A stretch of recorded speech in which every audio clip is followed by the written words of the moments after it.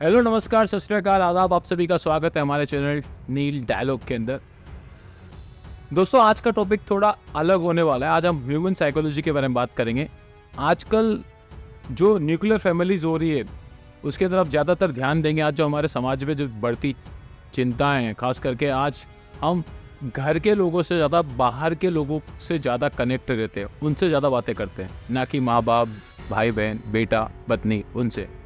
ऐसा तो क्यों हो रहा है हमारे समाज के अंदर? इसके कारण क्या है? इसकी जड़ को जानेंगे, इसकी रूट को उसको समझेंगे, इसके सॉल्यूशन भी समझेंगे। क्यों आज ज़्यादातर हमें विश्वास घर से ज़्यादा बाहर के लोगों पे होता है, इसके कारण क्या है? तो आज फिर से हमारे साथ जुड़े हैं इस पॉडकास्ट के अंदर यशपाल चौहान जी। चौहान साहब, धन्यवाद आपका हमारे साथ जुड़ने के लिए फिर से एक बार हमारे पॉडकास्ट में। नील भाई नमस्ते, थैंक यू। और थैंक यू जो आप इतना इंटरेस्टिंग टॉपिक लेके आए हैं, और ये तो मुझे लगता है बहुत ज़्यादा लोगों का डिमांड रहता है कि वो इस पे सुने और कुछ समझने की कोशिश करें। तो चौहान जब आप समझ गए कि आज क्या बात करने वाले हैं? हाँ, मैं समझ गया। तुम जो कह रहे हो कि क्यों अधिकतर लोग घर के बजाय बाहर के लोगों से ज़्यादा करीब होते जाते हैं या ज़्यादा कनेक्टेड फील करते हैं। यस, सही बात। तो इसके कई कारण हो सकते हैं, कई कारण हो सकता है। अगर आप इस टॉपिक पे YouTube वीडियोस को खंगालेंगे तो बहुत सारा सुनने को मिलेगा, ऐसा वैसा ऐसा वैसा। बहुत सारे लिटरेचर आर्टिकल्स भी मिलते हैं, साइकोलॉजिस्ट लिखते हैं आपको ऐसे बात करना चाहिए, इन चीज़ों का ध्यान रखना चाहिए, उन चीज़ों का ध्यान रखना चाहिए, जिसकी वजह से घर में, परिवार में, करीबियों के बीच में, संबंधों में प्रगाढ़ता आती है, मधुरता आती है। और ये सब देखकर, पढ़ लिख कर, सही बताऊँ मैं, अधिकतर लोग कंफ्यूज हो जाते हैं। कभी वो ऐसा करते हैं, कभी वो वैसा करते हैं, फिर बात बनती नहीं है। जो बात बिगड़ रही होती है, जो दूरियां बन रही होती हैं, वो और बनती जाती हैं। तो मेरे अनुसार इसका जो, जैसे आपने बोला कि इसके हम रूट कॉज, जड़ पे बात करेंगे कि ऐसा क्यों होता है, तो मेरी नज़रों में जो रूट कॉज है, जो मुख्य कारण है, जो जड़ है, जिसकी वजह से संबंधों में गहराइयाँ कम हो रही हैं और दूरियां बढ़ने लगती हैं, उसका मुख्य कारण है कि हम अपने मन की बातों को उजागर नहीं कर पाते, अपने मन की बातों को एक्सप्रेस नहीं कर पाते भली भांति रूप से। हमारा कम्युनिकेशन ठीक नहीं है। तो मैं यहाँ पे कम्युनिकेशन की चर्चा भी नहीं करूँगा, क्योंकि कम्युनिकेशन भी आजकल प्रोफेशनल कम्युनिकेशन, आप ऐसे बात करो, वैसे बात करो, इस चीज़ का ध्यान रखो, उस चीज़ का ध्यान रखो, पॉलिटिकली करेक्ट हो, इस तरह के वर्ड्स हैं। पर मैं इन सब से अलग बताता हूँ। जो मुख्य कारण है वो है आप अपने मन की बातों को भली भांति उजागर नहीं कर पा रहे हो, एक्सप्रेस नहीं कर पा रहे हो। और जब मैं ये बात करता हूँ कि मन की बात, इसका मतलब आपको पॉलिटिकली करेक्ट या कुछ मैनिपुलेशन की ज़रूरत नहीं है। आपको सिर्फ इतना ध्यान रखना है कि जो आपके अंदर है वो चीज़ आप बाहर व्यक्त करो। और इसमें ये भी स्पेशली ध्यान रखने का ज़रूरत है कि आप अपने अंदर की बातें सामने वाले को बता रहे हो, उसका क्वालिटी पे ध्यान रख रहे हो कि जितनी भी अंदर की बातें हैं वो पूरी आप उजागर कर दो। वो आपका पर्पज है। उस समय आपको ये नहीं सोचना है कि ये जो मैं मैसेज दे रहा हूँ सामने वाले को, वो उसको अच्छा लग रहा है, खराब लग रहा है, क्या लग रहा है, उस पर हम आगे बात करेंगे। बट एक्सप्रेस करते समय सिर्फ फोकस ये होना चाहिए कि हमारे मन की बातें पूर्णतया हम बाहर उजागर करें।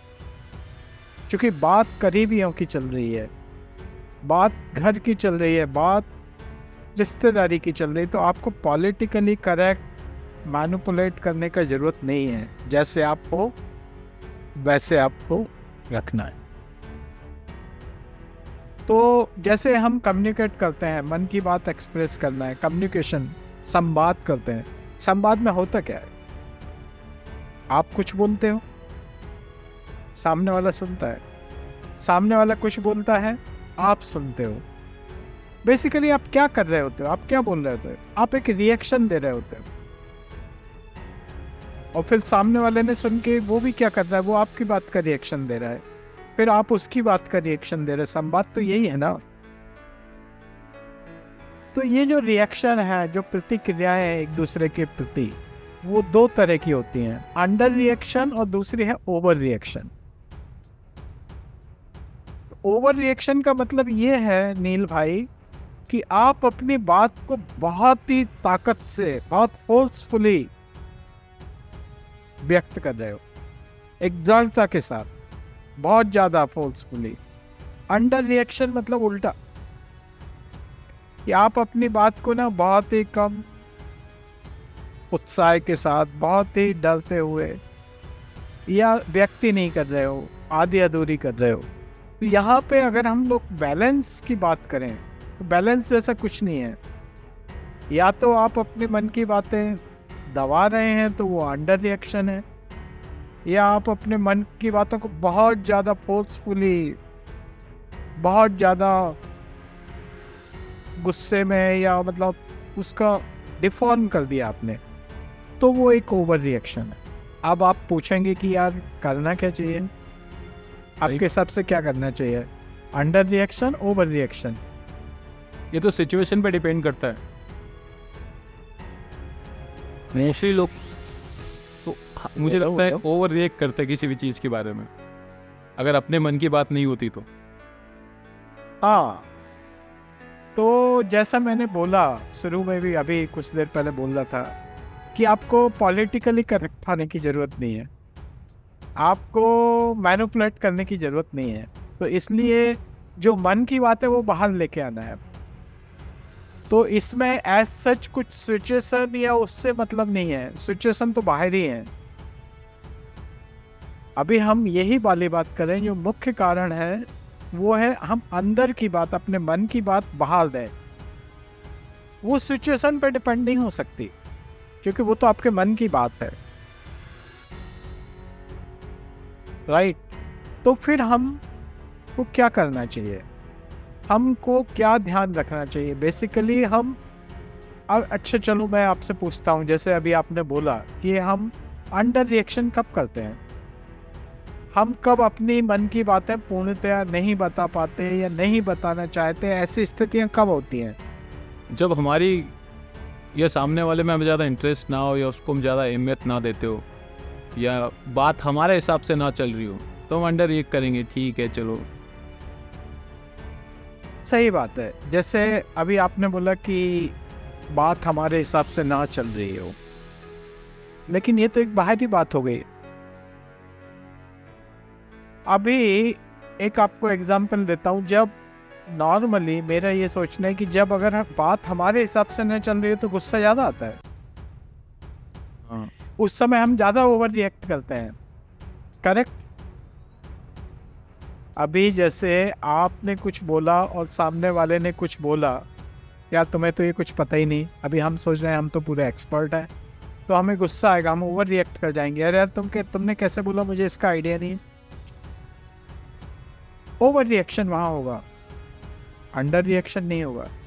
पर जो दूसरी बात आपने कही कि जब हम अहमियत नहीं देते सामने वाले को, तब अंडर रिएक्शन हो सकता है, क्योंकि आपका थॉट प्रोसेस, आप सामने वाले को समझ ही नहीं रहे कि यार इनको मैं बताऊं तो क्या करूँगा बता के, और अहमियत क्यों नहीं दे रहे, क्योंकि कहीं ना कहीं मन में ऐसा फील आता है कि इनको मैं बताऊंगा तो ये नहीं समझेंगे मेरी बात, या उल्टा समझ जाएंगे।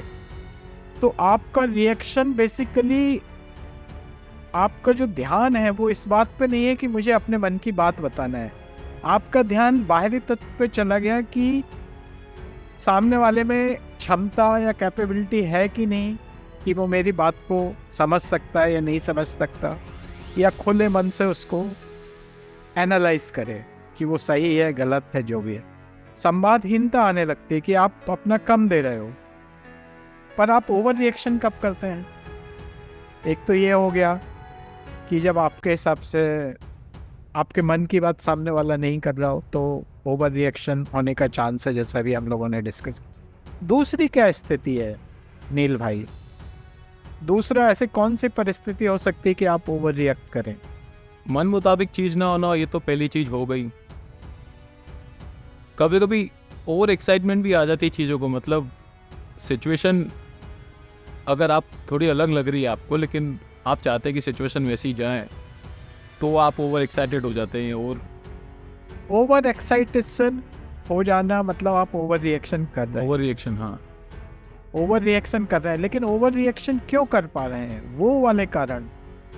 जैसे पहले बताया कि मन मुताबिक चीज़ें नहीं हो रही। दूसरा ओवर रिएक्शन नील भाई, आपको जान के आश्चर्य होगा, आदमी तभी कर पाता है जब वो सामने वाले को कमज़ोर समझ रहा हो। ओके, ठीक है।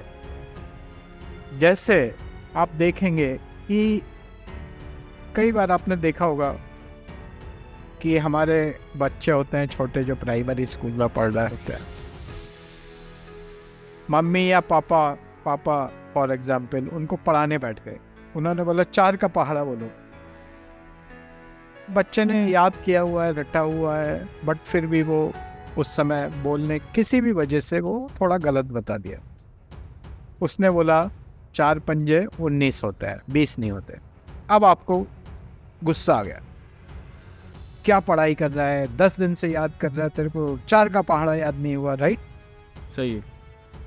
क्या करेगा तू जिंदगी में? ये वो ओवर रिएक्शन चल रहा है। और कुछ लोग तो इतने ओवर रिएक्ट हो जाते हैं कि साथ में 2 थप्पड़े भी मार दिए, राइट? ऐसा क्यों हो रहा है? क्योंकि आप जो है सामने वाले को, मतलब बच्चे को कमजोर समझ रहे हैं। मन में पहले से ही उसके प्रति आपकी धारणा है कि ये कमजोर है, ये मेरे कुछ बोल नहीं पाएगा, या मेरा अधिकार है, कमजोर है, हाँ, तो ही बोल पाते हैं आप। वरना सेम चीज मान के चलो, आपके ऑफिस में है, कोई आपके साथ कलीग करता है कि आप उससे कुछ पूछते हैं इसी लेवल का, बहुत ही सिंपल, और वो गलत आंसर दे दे, तो क्या आप उस पर चिल्ला पाते हैं? क्या थप्पड़ लगा पाते हैं? थप्पड़ लगाना चिल्लाना तो छोड़ो, आप मुस्कुरा के रह जाते हैं। शायद यही कहेंगे, अरे यार क्या तू इतना सा चीज मिस कर रहा है, तेरा ध्यान किधर है ना, यही बोलेंगे ना। अब वहां पे क्यों गुस्सा नहीं हो पा रहे? क्योंकि आप उसको कमजोर नहीं समझ रहे हैं। आप ऑफिस में अपने कलीग को कमजोर नहीं समझ रहे हैं, इसलिए आप स्माइल करके रह जाएंगे, क्या यार तू भी ये वो। थोड़ी देर के लिए इसी एग्जाम्पल को और अगर हम आगे बढ़ाएं, आपका बॉस आपके साथ ऐसा करता है, कोई सिंपल सी बात को वो गलत बोलता है, आप मन में तो गुस्सा हो रहे हैं कि साले को इसको इतना भी नहीं मालूम, बॉस बना बैठा है, लेकिन रिएक्शन कैसा होता है? यस सर, यस सर, हाँ सर। इसमें थोड़ा सा ये ध्यान रख सकते हैं, अगर शायद आप ये वो, मतलब बहुत सीरियसली हाथ जोड़ते हुए आप उनको, सामने वाले को बताएंगे कि आप ये मिस कर रहे हैं। इवन प्रोफेशनल कम्युनिकेशन में भी ऐसे ही बताया जाता है कि आप, आई बेग टू से pardon your pardon this that, माफ़ी के साथ आपको बताना चाहता हूँ कि आप यहाँ गलती कर रहे हैं, ऐसा वैसा। तो इसका मतलब आपका ओवर रिएक्शन कब होता है? जो मैं ये वाली बात करने वाला हूँ कि आपका ओवर रिएक्शन तभी होता है जब आप सामने वाले को कमज़ोर फील कर रहे हैं। है नहीं है अलग बात है, लेकिन आप उसको कमज़ोर समझते हैं। पति पत्नी में भी ऐसा हो सकता है, आप सामने वाले पे तभी ओवर रिएक्ट कर सकते हैं, चिल्ला सकते हैं, जब आप उसको कमज़ोर समझे, वरना नहीं। करेक्ट। जैसे आप कहीं मोटर बाइक चला के जा रहे हैं और ट्रैफिक इंस्पेक्टर आपको रोक लेता है कि भाई साहब कहाँ चला रहे हो, आपकी ओवर स्पीडिंग थी। आपको गुस्सा आता है कि यार ओवर स्पीडिंग थी नहीं मेरी, ये गलत बोल रहा है। आपको ओवर रिएक्शन आती है, लेकिन वहाँ पे नहीं आती। वहाँ उससे हाथी जोड़ते, साहब गलती हो गए, आगे से नहीं चलाऊंगा, ऐसे कह के निकलते हो, क्योंकि आपको उसकी अथॉरिटी पता है, आपको पता है ये मेरे से स्ट्रांग। तो कहीं ना कहीं अगर हम ये देखेंगे कि आदमी जो है, व्यक्ति जो है या कोई भी हो, वो ओवर रिएक्शन तभी देने में सक्षम हो पाता है जब वो सामने वाले को कमजोर समझे। या समझे वर्ड पे ध्यान देना, मैं ये नहीं कह रहा हूँ सामने वाला कमजोर है, नहीं है, नहीं, वो समझ रहा है तब ओवर रिएक्शन दे रहा है। और वो उस ओवर रिएक्शन का क्या मतलब है? जैसे फिर से बैक टू द पॉइंट आते हैं कि वो बच्चे को बोल रहे हैं कि तुमको ये नहीं आता, तुमको वो नहीं आता। उससे क्या हो रहा है? उससे वो दूरियां बढ़ रही हैं। हमारा मेन टॉपिक यही ना, हम लोग क्यों दूरियां बढ़ा रहे हैं? करेक्ट। क्योंकि आपने सामने वाले को या तो ये कर दिया कि वो आपको जवाब ना दे, अंडर रिएक्ट करे आपको, या ओवर रिएक्ट आप कर नहीं पा रहा क्योंकि वो आपको स्ट्रांग समझ रहा है। तो फाइनली इन सब चीज़ों से दूरियां ही बढ़ रही हैं ना। और मैं तो यहाँ पे ये भी कहना चाहूँगा, मैंने कहीं पढ़ा है, मुझे याद आ रहा है, एक एनोलॉजी याद आ रही, बहुत अच्छी इंटरेस्टिंग एनोलॉजी है, मैं अपने आप को रोक नहीं पा रहा हूँ उसको शेयर करने से, कि हमारा बच्चा, मैं, आप, पति पत्नी, सभी लोग शेर हैं, सभी लोग शेर हैं। लेकिन प्रॉब्लम क्या होता है कि हम अपने आप को सर्कस का रिंग मास्टर समझने लगते हैं, हाथ में हंटर लेके शेर के सामने आ जाते हैं। मतलब अपने बच्चों को, बीवी को, पति को, घर वालों को, जो भी, भाई को, बहन, हंटर लेके रिंग मास्टर बन जाते हैं कि यार ऐसे चलोगे, ऐसे जंप मारोगे, ऐसे कूदोगे, ये कर तब करके दिखाओगे। और हंटर मार मार के फाइनली एक दिन ऐसा आता है 1-2 साल में कि वो जो शेर है ना, वो सब करने लगता है। तब हम उसे सर्कस का शेर कहते हैं। प्रॉब्लम यही है कि हम लोग क्या करते हैं कि हमारे शेर को, चाहे वो बच्चा हो, पति पत्नी हो, भाई बहन हो, जो भी है सामने, वो शेर का रूप है, शेर जैसा है, उसको हम सर्कस का शेर बनाने पे तुले हुए हैं कि ऐसे करोगे, वैसे करना चाहिए, ये होना चाहिए, ये ज़्यादा ठीक है। हम उसको सर्कस का शेर बना रहे हैं, हम उसको जंगल का शेर बनने से रोक रहे हैं, जहाँ वो अपने जो उसको अच्छा लगेगा वो करेगा। यहाँ भी हम उसकी क्षमताओं पे ना अविश्वास कर रहे हैं, शंका कर रहे हैं कि मैं ही इसको रिंग मास्टर की तरह इसका व्यक्तित्व का विकास करूंगा। तो इस सब से होता क्या है? आप एक उसको, हो सकता है आप कामयाब हो जाए उसको सर्कस का शेर बनाने में, जो दर्शकों को पसंद आए सर्कस में बैठे हुए, यानी मतलब इस दुनिया के, समाज के लोगों को। लेकिन वो शायद जंगल का शेर ही ज़्यादा अच्छा था उसके अपने लिए।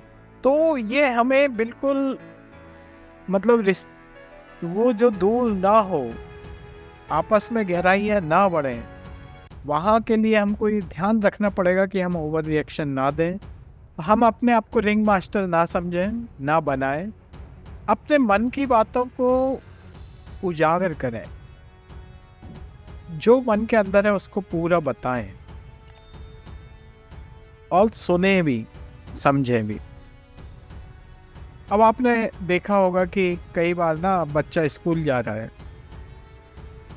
लोग कहते हैं घर के ही, मैं बार बार की बात नहीं कर रहा हूँ, ठीक से चलो, सीधे चलो। मुझे ध्यान आता है, मैं बचपन में ना चलता था तो उस समय रोडों पे पत्थर वत्थर पड़े होते थे, उनको उठा के एक दूसरे से निशाना मारता रहता था, या पैर से ठोकर मार के उड़ाता था। आजकल अगर देखा जाए तो लोग वह कहते हैं नहीं सीधे चलो, एकदम डिसिप्लिन होना चाहिए, डिसिप्लिन। मुस्कुरा मत, हंसो मत। स्कूल से लौटते में हंस लेना, मस्ती करते हुए जाना, अभी डिसिप्लिन से जाओ। इसको मैं क्या लिंक करने की कोशिश कर रहा हूं कि आप ये सब डिसिप्लिन और इस सब का सीरियसनेस, गंभीरता, अनुशासन के नाम पर सामने वाले को एक तरह से प्रेरित कर रहे होते हैं, उसमें डेवलप कर रहे होते हैं कि वो आपके सामने अंडर रिएक्ट करे, वो अपने मन की सही बातों को, मन के अंदर की बातों को उजागर ही ना कर पाए। ये हम शायद बचपन से दे देते हैं कि हम अपने मन की बातों को उजागर ही नहीं कर पा रहे हैं, क्योंकि फिर वो फीलिंग आने लगती, मैं ऐसा बोलूंगा इनको खराब लगेगा या उनको लगेगा। और इससे रिश्तों के बीच की खाई बढ़ती जाती है। रिश्तों के बीच की दरार, खाई तो बनना बड़ी बात हो गई। मैं तो पहले दरार से स्टार्ट कर रहा हूँ, यहाँ से दरार स्टार्ट होती है, जिसको भरना बहुत आसान होता है। दरार बेसिकली आ ही तब रही है जब आप कुछ चीजों को अपने मन के अंदर दबा रहे हैं या दबाने के लिए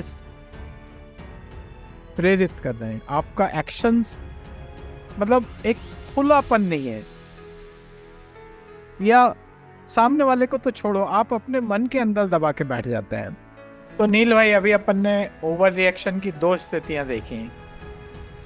पहली, जब आपके मन मुताबिक चीज नहीं हो रही हो। दूसरी, जब आप सामने वाले को कमजोर फील करते हैं, कमजोर महसूस करते हैं। और क्या तीसरा कारण हो सकता है?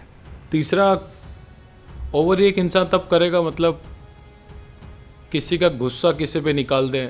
मतलब मुझे मेरे बॉस ने अगर को सुनाया है और सडनली मैं मेरा पूरा का पूरा गुस्सा डाइवर्ट कर दूं मेरे बच्चे पे, ओवर एक कर जाऊं सिचुएशन में, जबकि उसकी कोई गलती नहीं थी, लेकिन मुझे कहीं ना कहीं मेरा गुस्सा कहीं डाइवर्ट करना था, तो तब ओवर एक कर सकता है ऐसी सिचुएशन में इंसान। सही बात है, बिल्कुल सही बोले तुम।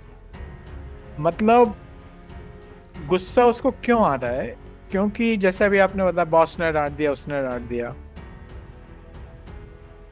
ओवर रिएक्शन का तीसरा कारण हो सकता है कि जब आप परेशानी में हो, जब आप परेशानी में होगे तो गुस्सा आ सकता है, ओवर रिएक्ट कर सकते हो। फॉर एग्जाम्पल, जैसे ऑफिस में है, आपके बॉस ने डांटा हुआ है कि आपको कुछ परफॉर्मेंस के ऊपर अच्छी खासी डांट हो गई है या बोनस कम मिला है। आप घर आते हैं, आप गुस्से में हैं। आपकी पत्नी कहती है आपके अंदर आते ही दरवाजा खोल के कि मैं आपके लिए चाय बना के लाती हूँ, और आप झल्ला जाते हैं, यार तुम्हें चाय की पड़ी हुई है। वो भी हैरान परेशान किया। ये तो ओवर रिएक्ट आपका जब होता है जब आप परेशानी में हो। पत्नी का छोड़िए, बच्चा, छोटा बच्चा आपके पास आता है, पापा पापा, आप कहते हैं क्या पापा पापा लगा रखा है, तो इसका मतलब है कि आप परेशानी में हैं। आप और इंसान हो भाई, परेशानी है तो ओवर रिएक्ट आएगा, गुस्सा होगा। ओवर रिएक्शन होने का पूरा पूरा मतलब संभावना है, क्योंकि आप इंसान हैं। लेकिन सामने वाले को तो पता नहीं है ना, आपकी पत्नी या बच्चे को तो पता नहीं है कि आप परेशानी में हो। वो एक डिफरेंट फ्रेम ऑफ माइंड में है, वो आपको खुशी देना चाहते हैं, लेकिन आप ओवर रिएक्ट कर रहे हैं। तो ऐसे में क्या किया जाए? ऐसे में क्या किया जाए? ऐसे में आप एक वार्निंग दे सकते हो सामने वाले को, चेतावनी दे सकते हो, यार देखो मेरा मूड बहुत खराब है, मैं बहुत परेशानी हूँ, मेरे से बात मत करो, वरना तुम्हारी खैर नहीं अगर बात करो तो। आज मुझसे दूर ही रहना।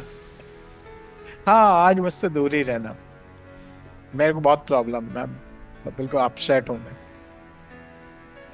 वो सामने वाले भी समझेगा। तो इस तरह से आप अपने ओवर रिएक्शन को बचा सकते हैं। और मतलब जो मन की बात है वो डिफॉर्म ना हो जाए, वो एक गलत मैसेजिंग में ना चली जाए, उसके साथ कुछ और उल्टा सीधा ना जाए, उसको रोक सकते हैं, जिससे और दूरियां बढ़ सकती हैं। अभी ओवर रिएक्शन के मामले में तो मैंने आपको कहा कि यार वार्निंग दे दो, सामने वाले को चेतावनी दे दो। पर जब अंडर रिएक्शन होता है, जब हम बोलते ही नहीं है, जब हम सामने वाले को भाव ही नहीं दे रहे होते हैं, ठीक है, वो अपनी मन की बात कर रहा है और हम उसको समझने की कोशिश नहीं करते, हम उसको इग्नोर कर रहे होते हैं, तब क्या किया जाए? तब किसको वार्निंग दी जाए? अपने तब आप को। अपने आप को वार्निंग देना होगा। तब ओके आपको सर। अपने आप को वार्निंग ये देना होगा कि भैया कुछ तो बोल, अब तो बोल, ये तो बोलने का टाइम है, क्यों चुप है, बता, जो अंदर फील कर रहा है वो बता। क्योंकि उसको वो सामने वाला जब सुनेगा तो वो फिर रिएक्ट करेंगे, वो अपने मन की बात बताएंगे। और जब दोनों एक दूसरे की क्षमताओं या एक दूसरे के भाव या एक दूसरे की प्रति कोई पूर्वाग्रह नहीं रखेंगे ना, सिर्फ मैसेज को आदान प्रदान करेंगे कि आप क्या कहना चाहते हो, वो क्या कहना चाहते हैं, तो उसके ऊपर जब एनालिसिस करेंगे तो जिसका लॉजिक अच्छा होगा वो दूसरे को उस पर कन्विंस कर ही लेगा, बात वहीं खत्म हो जाएगी। नील भाई, यहाँ ये इम्पोर्टेंट है कि आप कई बार डर जाते हैं कि यार मैं ओवर रिएक्ट कर रहा हूँ तो सामने वाले को गलत लगेगा, मैं क्यों ओवर रिएक्ट कर रहा हूँ, मैं क्यों गुस्सा हो रहा हूँ। यहाँ पे ये समझने वाली बात है, एक बहुत ही आश्चर्यजनक बात है कि आप ओवर रिएक्ट तभी करते हैं या आप गुस्सा तभी किसी पर होते हैं जब आप उससे प्रेम करते हैं, हाँ। जब आप उसको चाहते हैं, जब आप उसको अपना समझते हैं, राइट? सही है। तभी तो आप गुस्सा होते हैं, तभी आप अपने मन की बात सामने वाले को कह पाते हैं। तो अगर कोई ओवर रिएक्ट कर रहा है, गुस्सा कर रहा है, तो आपको उससे दूर होने की जरूरत नहीं है।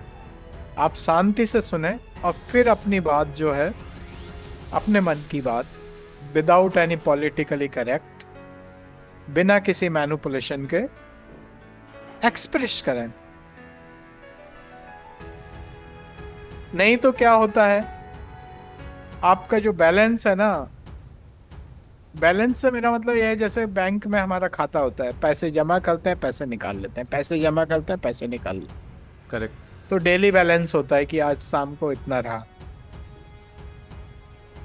संवाद में अगर हम या तो ओवर रिएक्शन देंगे या अंडर रिएक्शन देंगे, इंसान है भाई, बैलेंस रिएक्शन तो हो नहीं सकता। तो लेकिन इसमें क्या होता है कि आप जब भी अपनी संवाद खत्म करें, बातचीत खत्म करें, तो बैलेंस को जीरो करके चलें, दोनों एक दूसरे को समझ लें। जब आप सारी अपने दिल की बात नहीं बताते हैं, आप अंडर रिएक्ट करते हैं, कुछ दबा लेते हैं अपने मन के अंदर, सामने वाला सही था गलत था मैं उस पर नहीं जा रहा, हो सकता है सब सही बोला हो सकता है वो सब खराब बोला हो, लेकिन हम अपने आप की बात कर रहे हैं कि अगर हम अपने मन की बातें कुछ दबा लेते हैं, जो फीलिंग है और जो दर्द महसूस कर रहे होते हैं उस समय, तो क्या होता है, हमारा जो बैलेंस है वो बैलेंस अंडर रिएक्शन का बैलेंस बढ़ता जा रहा है, हम उसको चीज को दबाते जा रहे हैं, वो बैलेंस बढ़ता जा रहा है। तो जब ये बैलेंस बढ़ेगा तो क्या होगा, फिर आप फ्रीली बात नहीं कर पाएंगे। इससे अच्छा कि उसी समय ओवर रिएक्ट कर लो, चिल्ला लो, लड़ झगड़ लो और वहीं पे बात दोनों सेम लेवल पे आ जाओ, ताकि आप उसके बाद तो अच्छे से बात कर पा रहे हैं ना, आप फ्री स्पेस दे रहे हैं कि आप फिर से अपने मन की बातों को एक्सप्रेस कर पाए, दोनों लोग।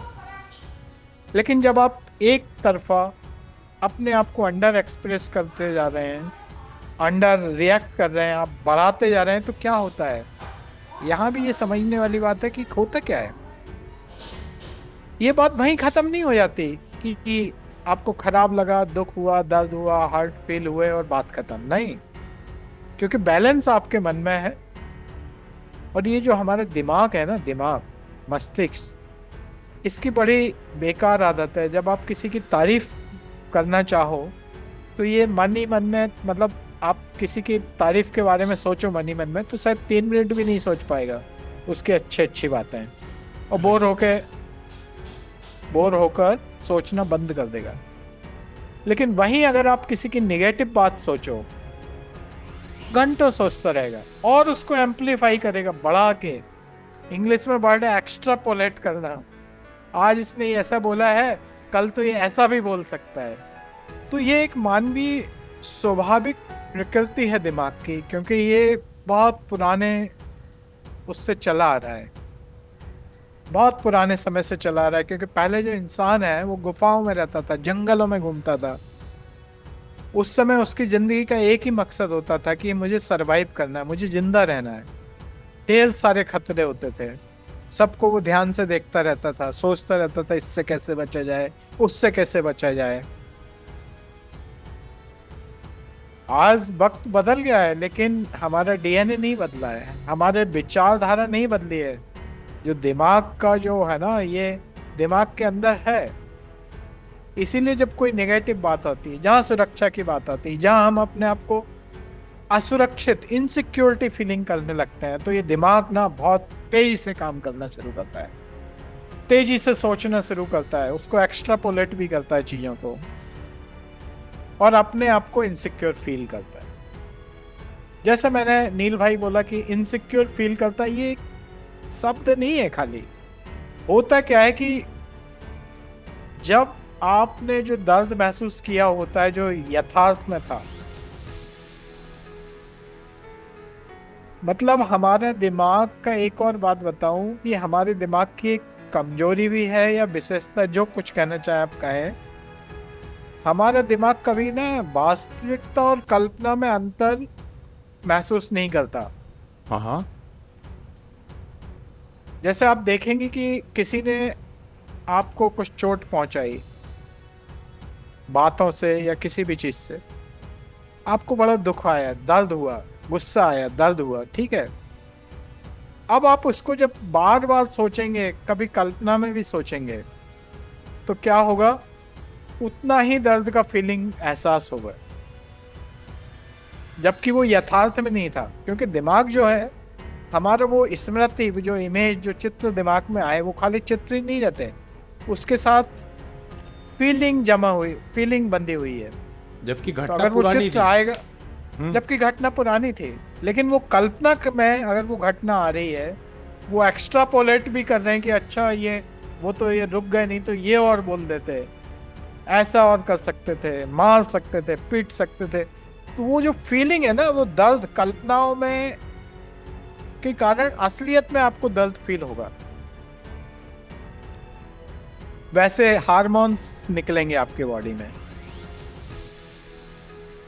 तो जब ये बार बार आप दर्द फील करेंगे, तो फिर और ज्यादा अंडर रिएक्ट करेंगे, सामने वाले से बात ही करना पसंद नहीं करेंगे, उससे आप कन्नी काटने की कोशिश करेंगे कि यार इससे ये बात ही ना हो।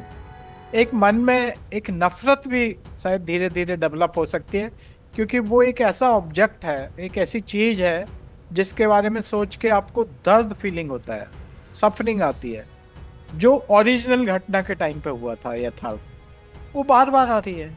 कई लोग तो 5-6 दिन में इस चीज को शायद भूल जाते हैं, कई लोग महीनों याद रखते हैं, कई लोग बरसों याद रखते हैं। और मुझे पता नहीं कि लोग वक्त शायद जन्मों जन्मों तक याद रखते होंगे। वो पिक्चरों में कहते दिखाते हैं ना, ना, पीढ़ियों हाँ, से दुश्मनी चलती रहती है। हाँ, हिसाब किताब पूरा करना है, कर्मों का फल लिया, पता नहीं, ये इस पे हम फिर कभी बात करेंगे दर्शन शास्त्र के ऊपर। लेकिन कहने का मतलब यह है कि आपने अपने मन की बात को एक्सप्रेस नहीं किया, कुछ चीजें दबा ली, तो उसके कितने दुष्परिणाम हो रहे हैं। पहला, आपका माइंड का स्पेस गया, फ्रेशनेस गई। दूसरा, आप उसको याद कर कर के वो सफरिंग, वो पैन, वो दर्द फील कर रहे हैं, वही बार बार आपका दिमाग करवा रहा है बार बार। तीसरा, उस व्यक्ति के साथ आपकी दूरियां बढ़ने लगी हैं। कई बार तो ऐसा होता है कि कहीं किसी मीटिंग में हम किसी को देखते हैं तो देखते ही गुस्सा आने लगता है और लोग बाग सोचते हैं ये क्या, इसका माइंड क्या, मतलब ये चिड़चिड़ा हो गया। चिड़चिड़ा वर्ड कुछ नहीं है।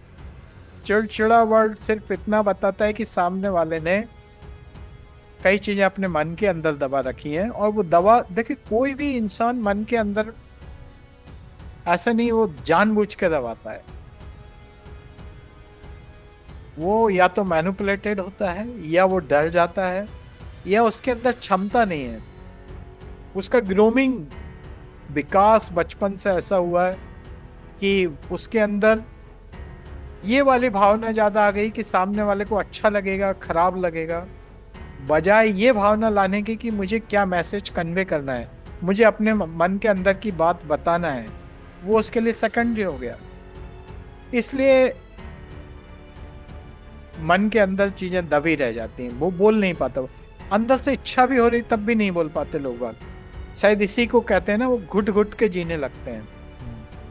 और इन्हीं चीज़ों का कारण होता है फिर हम एंजाइटी और डिप्रेशन वगैरह की तरफ जाते रहता धीरे धीरे इंसान। बिल्कुल बिल्कुल बिल्कुल। वो जैसे तुमने बोला था खाई बन गई, जब दरार से खाई बनती है तो ये रोग भी निर्माण होने लगते हैं। लेकिन जैसा मैंने अभी कहा कि जैसे बचपन से उसका विकास, तो ये खाली बच्चे के लिए नहीं है ये वाली बात। कई बार आप देखेंगे कि कोई लड़का या लड़की बहुत अच्छे बोलने वाले होते हैं, मुंह फट होते हैं, लेकिन शादी के बाद वो चुप चुप होने लगते हैं। कई बार लड़कियां बोल नहीं पाती क्योंकि आप एक नए परिवेश में जब आते हैं तो वहां के माहौल में आपको ऐसे डेवलप फिर से बच्चे की तरह सिखाना शुरू किया जाता है। आप मुंह मत खोलो, आप ऐसा मत बोलो, वैसा मत बोलो, सोच समझ के बोलो। क्या भाई, क्या सोच समझ के बोलना?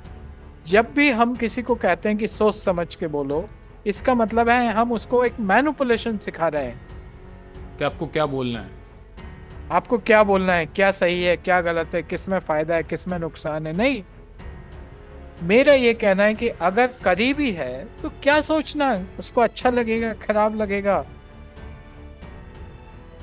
आप उस घर के मेंबर हो, आप खुल के बोलो।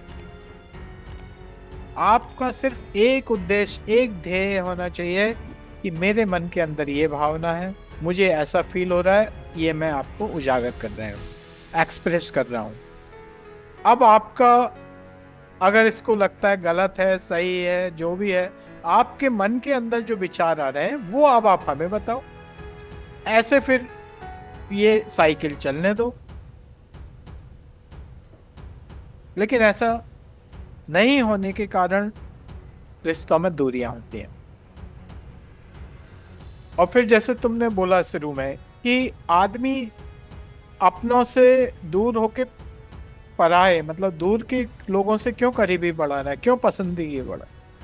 वो दूर के लोगों से पसंदीदा इसलिए बन रहा है या दूर के लोगों के करीब इसलिए जा रहा है क्योंकि वो आपसे दूर हो रहा है।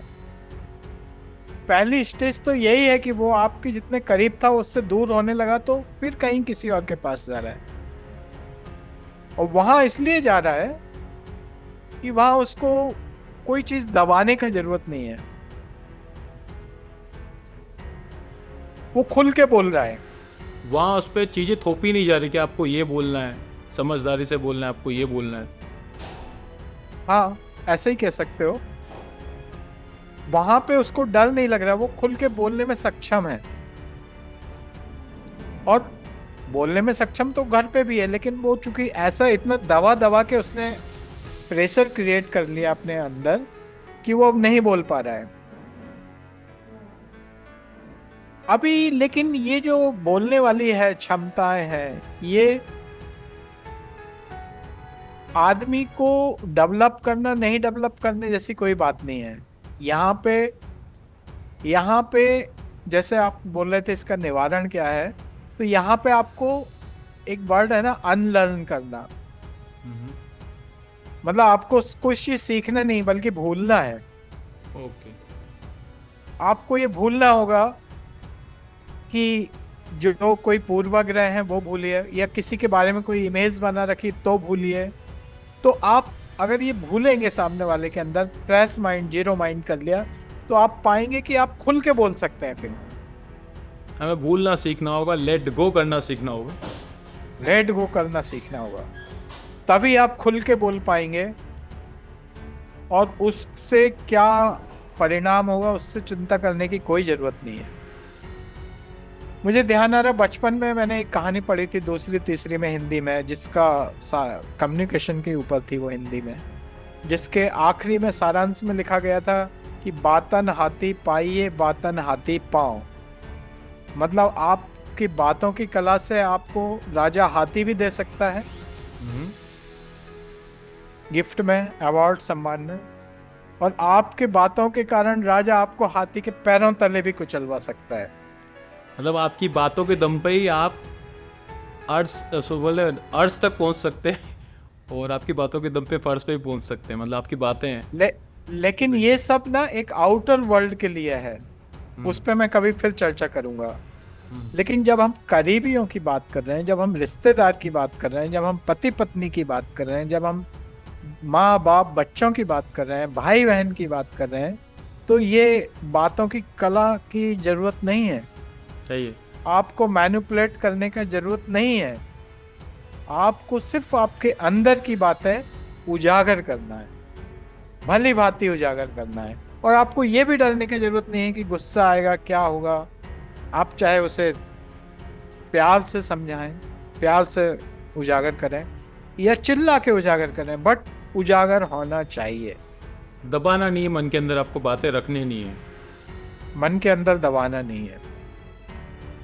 अच्छा, अभी जैसे तुम बोल रहे थे कि यार बाहर के लोगों के इतना करीब क्यों गया, तो अभी तक मैंने ये बताया कि भाई मन की बातों को उजागर करो, दबाओ मत। ज़्यादा से बैलेंस जो है वो डेली बेसिस पे या वीकली बेसिस पे जीरो करो। करेक्ट। दिमाग के अंदर कोई बैलेंस नहीं रहना चाहिए, कोई चीज़ें दबी नहीं रहना चाहिए। और फिर भी लोग वक्त बाहर जाते हैं। मैं आपको एक बहुत सुंदर उदाहरण देना चाहूँगा कि लोग बाग बाहर क्यों चले जाते हैं। अगर आप अपने मन की, कई बार ऐसा भी होता है कि मन की बात उजागर करने के बाद भी आदमी बाहर चला जाता है। मैं आपको दो एक्सट्रीम, मतलब दो बहुत ही डिफरेंट उदाहरण दूंगा। आदमी बहुत समझदार होते हुए भी, जो मन की बात उजागर भी कर रहा है, समझदार भी है, तब भी वो बाहर चला जाता है। आप विदुर का नाम सुना होगा आपने, महाभारत में विदुर जी कितने ज्ञानी थे। कौरवों के, पांडवों के चाचा थे वो, राइट? जो देख पाते थे सब वही? नहीं, वो संजय थे। ओके, ठीक है। विदुर तीसरे भाई थे, धृतराष्ट्र, पांडु, कौरवों के पिता धृतराष्ट्र थे, पांडु जो पांडवों के पिता थे, और तीसरे भाई विदुर थे। ओके। हो सकता है मेरे गलती हो जाए हैं, तो आप कमेंट में करेक्ट कर सकते हैं। बट विदुर जो हैं बहुत ज्ञानी थे, और वो मंत्रणा करते थे, वो दासी पुत्र थे विदुर। तो वो बहुत ही अच्छी सलाह देते थे राज दरबार में, जिसमें धृतराष्ट्र, द्रोणाचार्य, भीष्म पितामह, कृपाचार्य, दुर्योधन जैसे लोग हुआ करते। वो हमेशा अपने मन की बात, आपने देखा होगा, आपने सुना होगा महाभारत के बारे में कि भीष्म पितामह बोलते थे, यार जो भी है सत्ता पे जो राजा है मैं उसका बात मानूंगा, वो सही तो मैं सही करूंगा, वो जो कहेगा मैं वो करूंगा, राइट? करेक्ट। और भी कई सिर्फ, but come to the point, Vidur ji जो हैं पहले दिन से वो राज दरबार में सही बात बोलते थे, अपने मन की बात बोलते थे। वो सही गलत किसी की नजरों में सही होगी, किसी की नजरों में गलत होगी, एक अलग बात है, लेकिन वो बोलते हमेशा अपने मन की बात थी। लेकिन जब उन्होंने देखा कि मेरी बात सुनी ही नहीं जाती, मानी ही नहीं जाती, तो महाभारत युद्ध से पहले जब कृष्ण आए थे और उन्होंने अपना विराट रूप दुर्योधन को दिखाया था, तब भी उन्होंने अपनी बात फोर्सफुली बोली। और कई सारे केस ऐसे आए जब उन्होंने अपनी बातें बोली, जैसे कई सारे केस आए, द्रौपदी, चीरहरण, श्री कृष्ण भगवान का वो जाना 5 गांवों के मांगने के लिए, लेकिन उन्होंने कभी छोड़ा नहीं उनको, दूर नहीं गए थे वो दूर नहीं गए थे, लेकिन अपने मन की बातें कहते थे। लेकिन उस समय फिर जब दुर्योधन अंत में बोलता है कि नहीं तुम हमारी सभा से निकल जाओ, तुम निकल जाओ, तो वो फिर छोड़ के चले गए। उन्होंने ना महाभारत में पांडवों का पक्ष लिया, ना कौरवों का लिया, और वो चले गए अपनी सलाह छोड़। तो एक ये दिखाता है कि एक बहुत मैच्योर पर्सन है, मैच्योर, बहुत समझदार, वो अपने मन की बातें कहता भी है, छोड़ के भी नहीं जाता, वो दूरियां नहीं बना रहा होता करीबी से, लेकिन करीबी उसको मजबूर कर देते हैं कि यार अब तुम बहुत हो गया हमारे साथ, अब तुम्हारी नहीं बनेगी, तुम जाओ। दूसरा एक उदाहरण मैं आपको देता हूं, फिर से महाभारत के उदाहरण दूंगा, जहां पे आदमी, आप बताएं कैसा है, कर्ण का।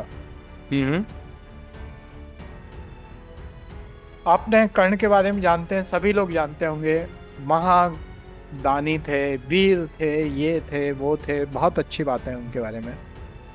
लेकिन चूंकि मैं अपने टॉपिक पे हूं कि मन की बात को दबाना या मन की बात को उजागर करना, इस परिपक्ष में उनकी मैं बात करूंगा। तो जैसे मैंने विदुर को मैच्योर आदमी बताया था कि वो बहुत मैच्योर, तो यहाँ मैं कर्ण को बताऊंगा कि बहुत इमेच्योर आदमी है। जस्ट 2 डिफरेंट पर्सनालिटी बता रहा हूँ, सिर्फ इसी पैरामीटर के ऊपर, बाकी पैरामीटरों के ऊपर नहीं।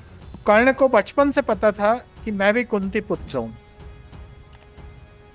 मैं ज्येष्ठ भ्राता हूं 5 पांडवों का,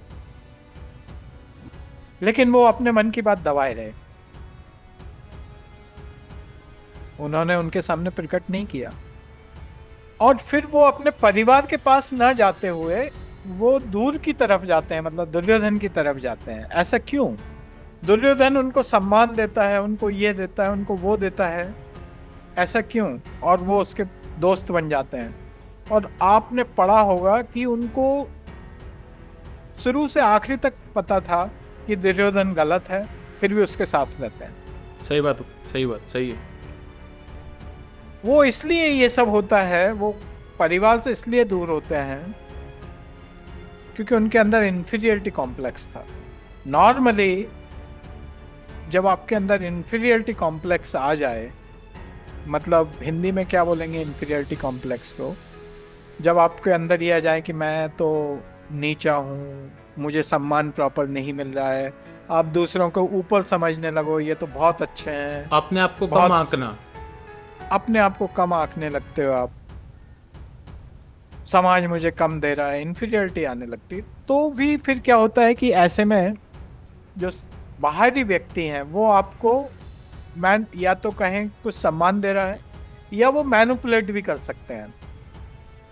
दुर्योधन ने भी उनको जो राजपाट दिया था वो इसीलिए दिया था कि इतना बड़ा धनुर्धर है, मेरे काम आएगा।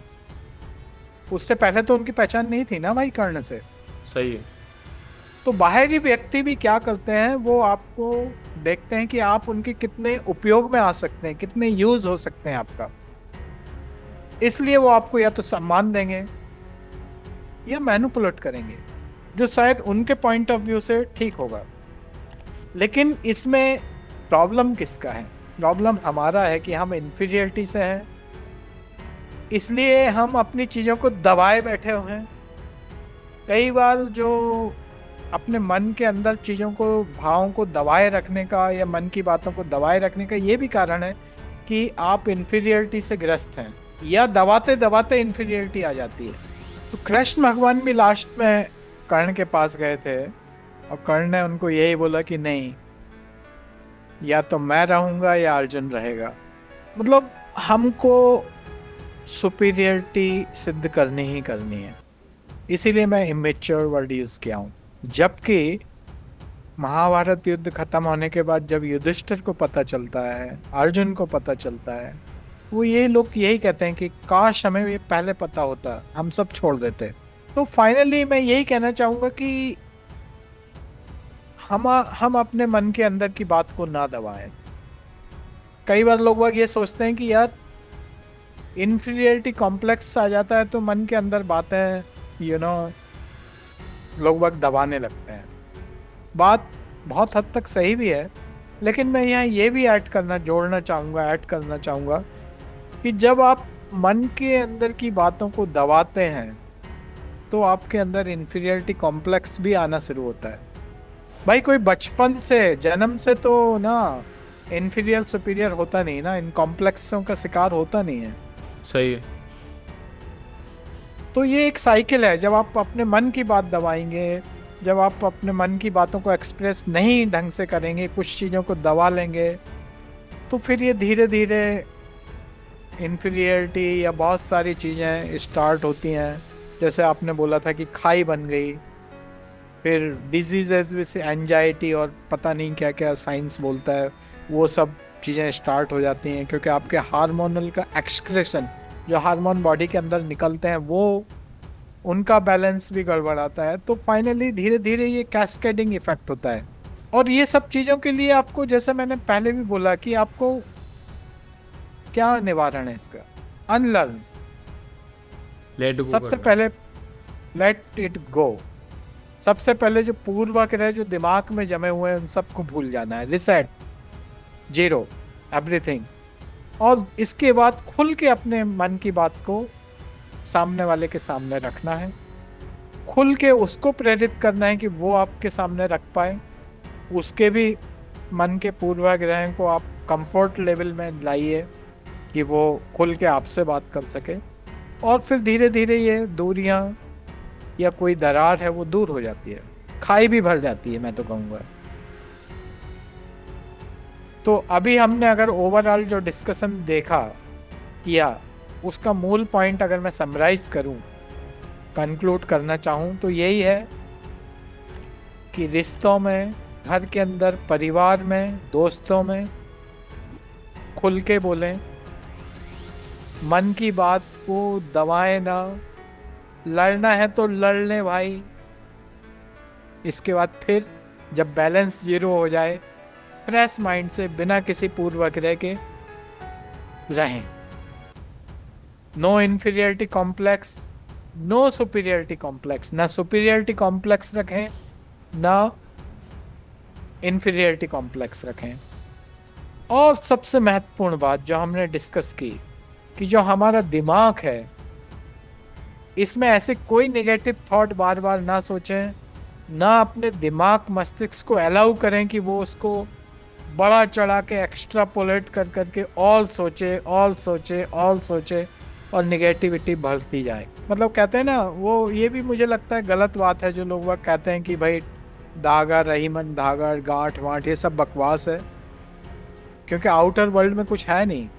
जो भी कुछ है वो आपके दिमाग में है। तो वहाँ पे ये जो गांठ और ये सब वर्ड ना एप्लीकेबल नहीं है, उनकी कोई अहमियत नहीं है। चीजें फिर से सुधर सकती है। सुधर क्या, अपने बैक टू रिस्टोर हो सकती हैं।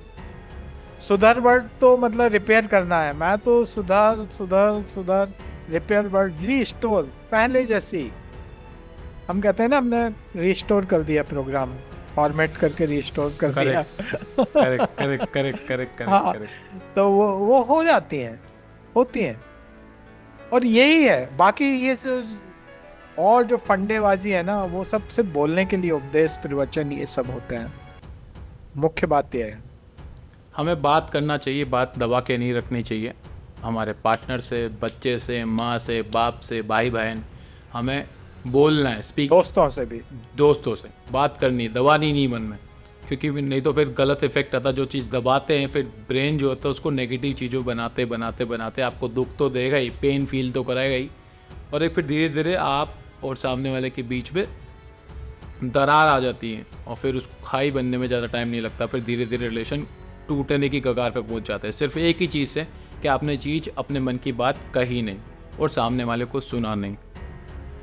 तो हमें इन सारी चीज़ों को मद्देनज़र रखते हुए बात तो करनी पड़ेगी, और लेट गो करना भी जानना पड़ेगा, वो भी सीखना पड़ेगा लेट गो करना भी, क्योंकि लाइफ में ज़रूरी नहीं कि हम जो चाहें वही हो, तो कभी कभी हमें चीज़ें लेट गो करना पड़ेगा। और जैसे कि आपने सबसे बड़ा चीज़ मुझे लगी कि बैलेंस इक्वल होना चाहिए, ठीक है, नील करके रखना चाहिए उसके अंदर, कोई चीज़ बना के नहीं रखनी यहाँ पे, नहीं तो चीज़ प्रॉब्लम आती है बाद में। और ये कितना इम्पोर्टेंट टॉपिक है ये, इस पे ह्यूमन साइकोलॉजी के ऊपर हम और भी वीडियो डिस्कस करेंगे, जैसे जैसे जिस टॉपिक की डिमांड आएगी हम बिल्कुल उस पर बहुत डिटेल के अंदर सूक्ष्मता से बात करेंगे। वो कहते हैं ना, कोई डायलॉग है, सीधी बात नो बकवास। यशपाल चौहान जी धन्यवाद। पहले तो कि आज हमारा पहला टॉपिक था ये ह्यूमन साइकोलॉजी के बारे में, जहाँ पे आपने बहुत ही बेहतरीन तरीके से बता दिया कि किस हिसाब से आजकल रिश्तों में खाई बढ़ती जा रही, दरार बढ़ती जा रही है, और कैसे हम बाहरी लोगों से ज़्यादा कनेक्ट होते जा रहे हैं और घर के लोगों से बात नहीं कर पा रहे। उसके सीधे सिंपल शब्दों में आपने एक लेमन बोलते हैं ना कि मैन की लैंग्वेज में आपने समझा दिया कि कैसे आपको बात करनी है, ठीक है, और कैसे आपको सारी चीज़ों को देखना है, लेट गो करना सीखना है, कैसे चीज़ों को ज़्यादा ओवर एग्जैजरेट बड़ा ही नहीं करनी है, सारी चीज़ों को, बहुत सारी चीज़ें आपने आज बताई जिससे लोगों के रिलेशनशिप और भी पहले से ज़्यादा मधुर होंगे, सुधरेंगे, और रिश्तों की जो खाई है वो पटती हुई नजर आएगी, ख़त्म होती नजर आएगी, और लोग एक हेल्दी जीवन जी सकेंगे। बहुत सारी चीज़ें आज अपने हमारे दर्शकों को बताई, तो उसके लिए धन्यवाद फिर से एक बार। धन्यवाद सभी को। और मैं चाहूँगा कि फ्यूचर के अंदर ह्यूमन साइकोलॉजी के बारे में आप हमारे साथ फिर से बैठें और कुछ नए टॉपिक्स के बारे में हम डिस्कस करेंगे, जो आज आम जनता की जो प्रॉब्लम हो रही, जो फैमिलीज़ में प्रॉब्लम आ रही, रिलेशन में प्रॉब्लम आ रही है, अलग अलग टॉपिक्स हैं, उसके बारे में आप हमारे साथ बने रहिए, और इस तरह के नए नए टॉपिक्स पे हम डिबेट करते रहेंगे आपके साथ। तो थैंक यू सो मच फिर से यशपाल चौहान जी, आप हमारे साथ जुड़ने के लिए, और जनता को भी धन्यवाद हमारा पॉडकास्ट देखने के। आई होप आपको वीडियो पसंद आया हो। हम इस तरह के इन्फॉर्मेटिव वीडियोस लेके आते हैं हमारे चैनल पे, तो आई होप आपको पसंद आया हो, और इस वीडियो को लाइक करिए, शेयर करिए अपने दोस्तों के साथ। ही जो लाल कलर का बटन है इसको सब्सक्राइब का बटन बोलते हैं, इसको दबा दबा के तोड़ दीजिए, सब हमारे स्पेशल मेंबर बन जाएंगे। और जो घंटी का बटन है इसको भी जरूर दबा दीजिए, क्योंकि इसको दबाने का फ़ायदा ये है कि जब भी मैं एक नया पॉडकास्ट डालूंगा मेरे चैनल पर, सबसे पहले आपको उसकी नोटिफिकेशन मिल जाएगी। तो प्लीज़ इस घंटे के बटन को दबा दीजिए। और इस वीडियो को अगर आप दूसरे प्लेटफॉर्म पे देख रहे हैं, फेसबुक वगैरह पे, तो प्लीज़ लाइक और शेयर तो कर देना। उसके साथ साथ हमारे फेसबुक पेज को फॉलो करिए, उससे हमें मोटिवेशन मिलता है। हम इस तरह के इन्फॉर्मेटिव वीडियोस लेके आते हैं हमारे चैनल पे, तो आई होप आपको सब अच्छा लगा होगा। थैंक यू सो मच इस वीडियो को देखने के लिए। फिर मिलेंगे एक नए वीडियो के साथ, एक नई लाइव स्ट्रीम के साथ, एक नए कंटेंट के साथ, एक नए पॉडकास्ट के साथ, एक इन्फॉर्मेटिव वीडियो के साथ। तब तक के bye, take care, always keep smiling, and जय हिंद, वंदे मातरम।